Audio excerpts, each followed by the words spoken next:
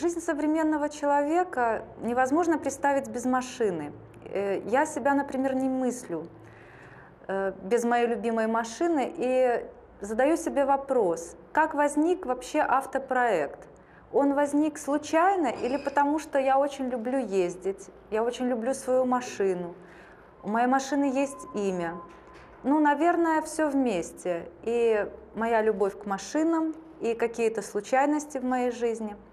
Однажды мои друзья попали в аварию и принесли мне стекло от своей машины. Я все время размышляла, что же это значит, вот это стекло здесь, что я могу из него сделать. И в какой-то момент я подошла и начала его разрисовывать. А потом я сзади поставила лампу и выключила свет.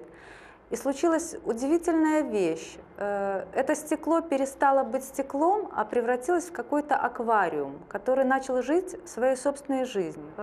Если бы вещи могли говорить, они бы рассказали много интересных историй. Но вещи, они как люди. Некоторые рассказывают интересно и замечательно, а другие просто молчат, потому что они ничего не видели, никуда не выходили из комнаты. Но только это не относится к автомобилю и к стеклу. Отправляясь в путешествие, на стекле остаются дороги, фонари, какие-то пейзажи, люди. Это все отпечатывается в стекле и остается в нем навсегда. То есть стекло является как бы хранителем памяти того, что происходило с машиной и с человеком. И в данном случае я не отделяю машину от человека, она становится живым существом. Вот. А я вам хотела рассказать сегодня о вот этом проекте, это артбук. Он, собственно, очень связан непосредственно с этим кусочком фильма, который вы видели, автопроект. Ситуация смешная была. Мой богатый друг купил себе Мерседес роскошный, а мне подарил из этого Мерседеса книжку. Ну, типа, вот тебе книжка, можешь посмотреть на досуге, какая классная у меня машина, изучить все, почитать, как будто мне делать больше нечего. Я ужасно разозлилась. И первое, что мне захотелось, это ее просто, ну, как-то изрисовать, облить, я не знаю, чернилом или чем-то еще, что за издевательство надо мной. Вот. И я сделала вот эти вот два предыдущих рисунка и отложила эту книгу на много лет. И тут в галерее У возник очень интересный проект, вот скетчбук, артбук, и я как раз вспомнила, что у меня же есть такая книжка, которую можно дальше портить, вот, и так много там страниц. Я решила этим, ну, как бы заняться. Что интересно в этой книге, ну, так, конечно, не очень понятно, но есть некоторые страницы, которые как бы буквально там и родились. То есть кажется, что не я их делала, а вот, ну, так было нужно, и в этом эффект. Вот. И я делала эту книжку ровно неделю, каждый день, вот, с утра до вечера.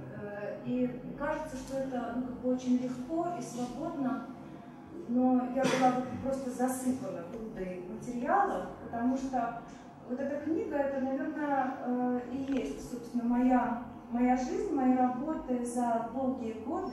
Это смешная девушка, она была очень красивая, а потом я посмотрела кино «Настройщик», когда вот, женщина, это ваша коса, да, то есть вот, как бы, привет Ренате Литвиновой и «Настройщик». Это для меня тоже, ну, Пикассо один из самых главных художников, наверное, 20 века, когда мы спорили, кто же оставил самый главный след в истории искусства, то мы как бы там, группа товарищей сказали Пикассо, а другая сказала Энди Уорхол. То есть, ну, я не знаю, как это для вас, это тоже интересная тема. И хороший там текст был: наша голова круглая, чтобы мысли могли лететь в любом направлении. Это сказал один очень хороший художник. Ну, вот, автомобильное стекло, что с ними интересно, они лайт-инсталляции, когда включаешь свет, то изображение меняется. То есть вот здесь, если его выключить, то не будет никаких, вот кроме рук ничего не будет видно. А при свете, значит, появляются вот эти вот там знаки, силуэты какие-то, вот такие вот. Это я попала на пейзажный пленэр. В ужасе поняла, что это пленэр все-таки пейзажный, а я вообще пейзажи не пишу и не люблю, и, может быть, потом запишу. Вот. И мне пришлось как-то подумать над тем, как же представить вообще природу и пейзаж. пейзаж, но как-то вот с другой форме. Ну, на всякий случай, чтобы было понятно, что это пейзаж, я написала там натура по-польски, природа. Почему я делаю тексты, да, на своих работах? Ну, ясно, что иногда для композиции, иногда для остроты, иногда я шучу, но просто мне немножко надоело, что вот в Беларуси редко сталкиваешься с пониманием. То есть если это не реалистическая живопись, то люди сразу начинают спрашивать, что это такое, что это неозначимо. Я стала писать, это слон, это паровоз, это портрет мальтийского мужика летом. Вот, ну, Ты человек, который родился в творческой семье, которого все время окружает искусство. Я очень часто слышу такой вот момент, не очень, наверное, приятный, что со временем настолько уходишь в эту технику, что просто когда видишь, когда работаешь над произведением, перестаешь получать такой особенный драйв, удовольствие от этого. Я еще люблю море, да? И вот там лежать или купаться, я плохо плаваю, где-нибудь плескаться у берега. И это все, это вот два удовольствия, которые у меня существуют. Я действительно иду в мастерскую с огромной радостью, и чем я становлюсь старше, тем легче я туда иду, потому что у меня совершенно изменилось отношение к искусству. Если раньше от многого хотелось повеситься, и вообще я и плакала, и там жаловалась своим родителям, как мне это все тяжело дается.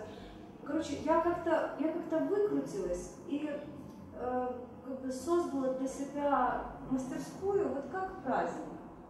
И если у меня что-то не идет, я быстро переключаюсь и делаю что-то другое, чтобы не заморачиваться и чтобы не гибнуть над этим, чтобы работать, ну как бы, ветерком или там с чем. Получается, что искусство для тебя, вообще творчество, это действительно праздник. Но тем не менее, есть у тебя некоторые такие работы, особенно работы, которые ты делала вместе с сыном своим, там то черепочек где-то нарисован, то еще что-нибудь, но на очень интересном фоне, очень интересный колорит, и вот такой вот контраст, он меня очень удивил. Как это так? Знаешь, вот этот черепочек, у нас был интересный проект, назывался Totenkopf und Apfelstrudel, то есть это мертвая голова с яблочным пирогом. Почему так случилось? Потому что вот все эти шутки юмора, они из мастерской Цеслера, в которой я буквально 16 лет росла, долго-долго молчала, просто слушала.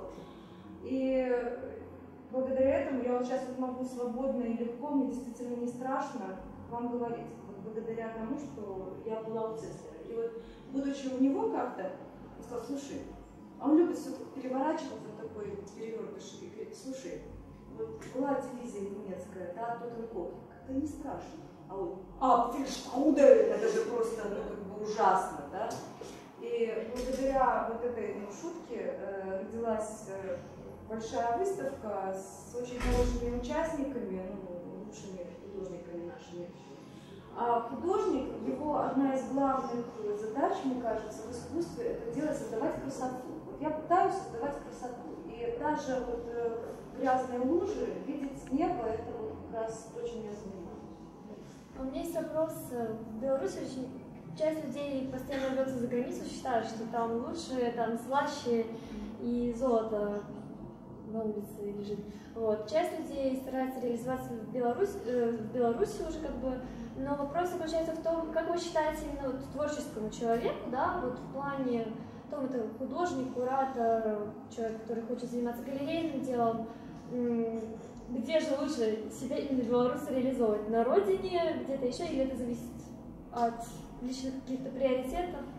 Это зависит от знания иностранного языка, прежде всего. То есть, если вы хотите куда-то ехать немым очень плохо. Поэтому просто вот для молодых людей я очень советую выучить как можно больше языков, потому что язык доведет и до Вашингтона, и до Нью-Йорка, как он довел меня.